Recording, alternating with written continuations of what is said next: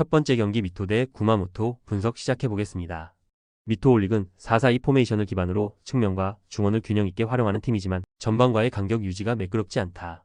와타나베와 아시베가 폭넓게 움직이며 볼 전개를 이끌지만 후방 지원이 느릴 경우 공수 전환 타이밍에서 흔들리는 장면이 자주 나온다. 츠쿠이는 전방에서 활발하게 움직이지만 고립되는 빈도가 높고 세트피스 수비에서도 집중력 저하로 인한 실점이 반복되고 있다. 후반 체력 저하 시 수비 간격이 무너지는 전형적인 약점을 안고 있다. 구마모토는 3-6-1 포메이션으로 미드필드 밀집을 바탕으로 점유율을 확보하는 데 강점을 지닌다. 시오하마는 넓은 활동 반경으로 전방과 후방을 유기적으로 연결하고 한다이의 오버래핑과 후지의 연계 플레이는 상대 박스 근처에서 위협적이다. 원정에서도 라인을 쉽게 내리지 않고 중원에서의 패스 성공률을 바탕으로 공격 흐름을 이끌 수 있는 전술적 유연함이 있다. 미토 올릭의 압박 강도가 높지 않기 때문에 구마모토가 원하는 템포로 경기를 풀어나갈 가능성이 높다. 미토 올릭은 공수 간격 유지와 후반 체력 관리에서 명확한 약점을 보이고 있다. 구마모토는 중원을 장악한 뒤 다양한 공격 루트로 찬스를 만들어내는 구조를 통해 경기 흐름을 주도하고 리스크를 최소화할 수 있는 팀이다. 두 번째 경기 오미야 대 이와키 분석 시작해보겠습니다. 오미야는 3-4-3 포메이션을 바탕으로 짧은 패스와 좌우 전개를 활용한 전술을 구사하며 시즌 내내 안정된 경기 운영을 보여주고 있다. 스기모토와 토요카와는 전방에서 유기적으로 움직이며 수비 뒷 공간을 파고들고 아르투르 실바는 중원에서의 전진 패스와 탈압박 능력을 통해 후방에서 공격으로의 연결고리를 막고 있다. 리그 2위라는 순위만 봐도 전력 밸런스와 경기 집중도에서 상위권의 품격을 보여주고 있으며 홈 경기에서 수비 조직이 특히 안정적인 특징도 있다. 이와키는 같은 3-4-3 포메이션을 사용하지만 전방 압박이나 공격 전환 속도에서 상대에 비해 한참 뒤처진다. 이시와타리와 야마구치가 간헐적으로 좋은 장면을 만들어내고는 있으나 전체적으로 전방 압박이 분산돼 있고 중원에서의 볼 경합에서도 잦은 실책이 발생하고 있다. 타니무라 역시 수비와 공격 사이에서 효율적인 역할 수행에 어려움을 겪고 있으며 리그 19위라는 순위가 이를 증명한다. 원정 경기에서는 수비 시 라인 간격이 벌어지고 후반 집중력 저하로 실점이 자주 발생하는 흐름이 반복되고 있다. 오미야는 조직적인 수비와 탄탄한 중원 장악으로 상대를 압박하며 경기를 주도하는 방식에 능숙한 팀이다. 이와키는 실점 관리가 되지 않는 전술적 불안이 반복되며 강등권에 머무는 이유를 증명하는 경기력이 지속되고 있다. 리그 상위권과 하위권의 격차는 이번 경기에서도 명확하게 드러날 가능성이 높다. 세 번째 경기 고우 대 후지에다 분석 시작해보겠습니다. 반폴의 고우는 3-4-3 포메이션을 유지하며 중원 중심의 압박과 전방 속공을 시도하고 있지만 리그 18이라는 순위가 보여주듯 안정감에서는 분명한 약점을 보인다.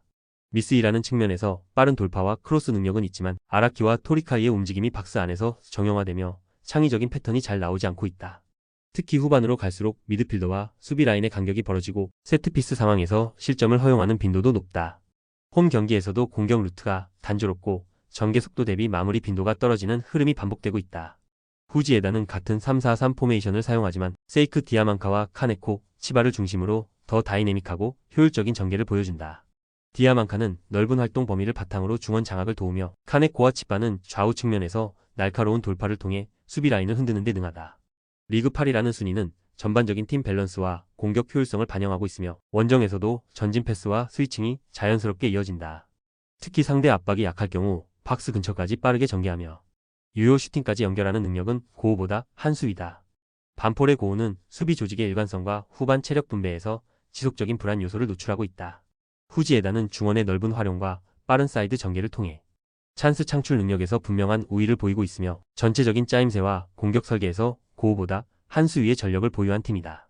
네 번째 경기 도야마 대 제프 유나이티드 분석 시작해보겠습니다. 도야마는 4-4-2 포메이션을 바탕으로 비교적 전통적인 경기 운영을 펼치는 팀이다. 마츠다는 2선에서의 연계와 중거리 슈팅 능력을 갖춘 자원이며 우에다는 1선에서 기동력과 침투 중심의 플레이를 구사한다.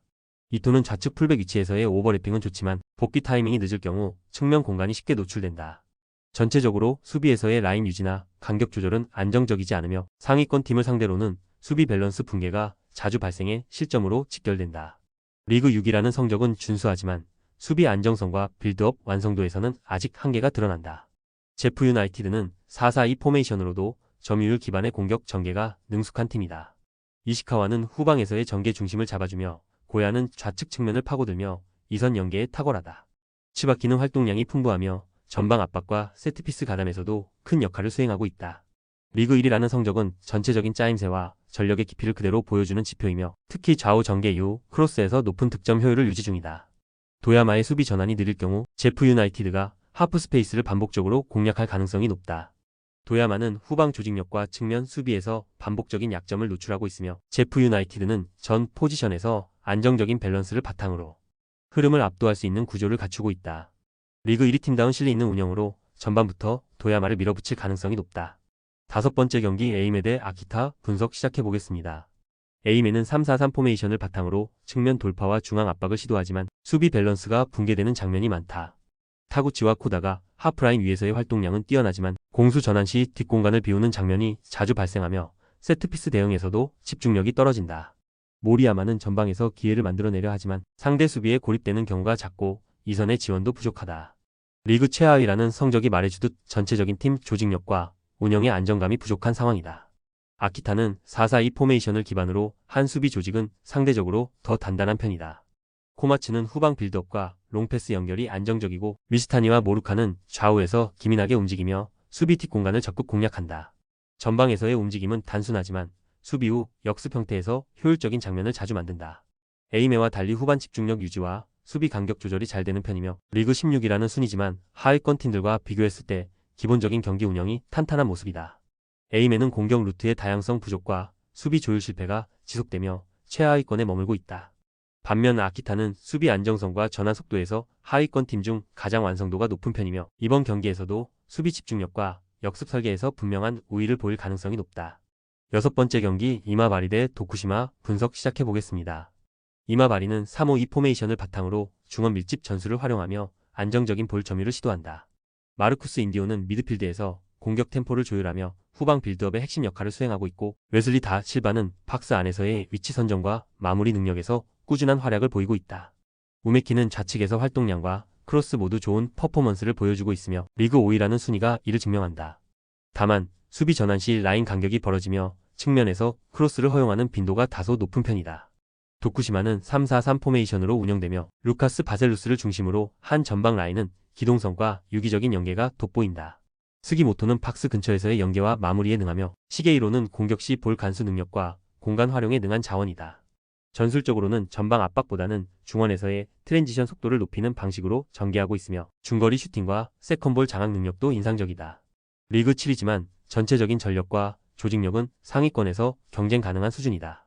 이마바리는 박스 안에서의 결정력이 강점이며 도쿠시마는 전환 속도와 공간 활용 능력에서 경쟁력을 보유하고 있다. 두 팀 모두 상위권에서 경쟁하는 전력을 갖춘 만큼 단기 흐름보다는 전술적 완성도가 승부를 가를 가능성이 높다. 미세한 차이로 이마바리가 승기를 잡을 수 있는 구조다. 조합은 아래 고정 댓글 링크로 편하게 말 걸어주시면 조건 없으며 스포츠를 좋아하시는 분들이라면 모두 환영합니다. 스포츠 당첨 어렵지만 그건 어떻게 하냐의 차이입니다. 두 눈으로 어떤 차이인지 직접 확인하시고 우리 모두 같이 승리합시다.